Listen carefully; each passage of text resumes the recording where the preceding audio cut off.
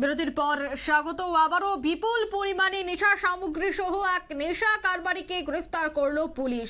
রাজ্যে রীতিমতো নেশার রমরমা এবং আবারও কিন্তু একই ঘটনা উঠে এলো। জানা যায় মেলাঘর থানার ওসির গাড়িতে ধাক্কা মেরে নেশা কারবারিদের গাড়ি পালিয়ে যায় এবং তাতেই শেষ রক্ষা হয়নি। শেষ পর্যন্ত নেশা কারবারির গাড়ি নিয়ন্ত্রণ হারিয়ে ইন্দ্রনগর মূল সড়ক থেকে ছিটকে পড়ে এবং এই গাড়ি থেকে আনুমানিক প্রায় 3 কোটি টাকার ইয়াবা ট্যাবলেট উদ্ধার করা হয়েছে এবং এই অভিযানকালে মেলাঘর থানার ওসি দেবাশিস সাহা অল্প বিস্তর আহত হয়েছেন। তবে নেশা কারবারির গাড়ির ড্রাইভার পালিয়ে গেলেও সহচালক পালিয়ে যেতে পারেনি। পুলিশের হাতে গ্রেফতার সহচালক, নাম দিদার হোসেন, বাড়ি তার কুলুবাড়িতে। ইতিমধ্যেই কি জানাচ্ছেন এডিশনাল এসপি রাজীব সূত্রধর, শোনাচ্ছি। ছিল যে একটা খুব বড় ধরনের নার্কোটিক্স আইটেমসের কনসাইনমেন্ট ট্রান্সপোর্ট হবে।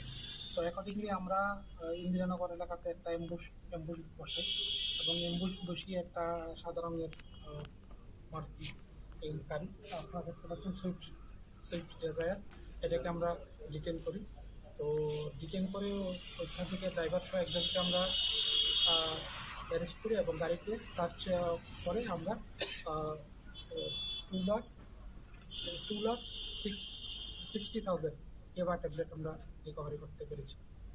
তো এখানে এর মধ্যে এই পুরো অপারেশনের মধ্যে আমাদের পুলিশের ভেহিকেলেও একটা ড্যামেজ হয়েছে, আর আমাদের কিছু এবং যারা এই অপারেশনে নেতৃত্বে ছিল ওরাও একটু আহত হয়েছে।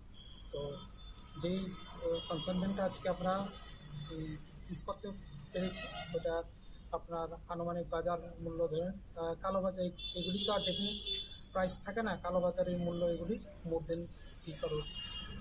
স্যার, পুলিশের নেশাঘাট আপনারা শুনলেন এডিশনাল এসপির বক্তব্য। গাড়ি ধাওয়া করে যেতেই গ্রেফতার করা হয় সেখানে সহচালককে এবং গাড়ি থেকে প্রচুর পরিমাণে ইয়াবা ট্যাবলেট সহ নেশার সামগ্রী বাজেয়াপ্ত করা হয়েছে, যার কালো বাজারি মূল্য 3 কোটি টাকা।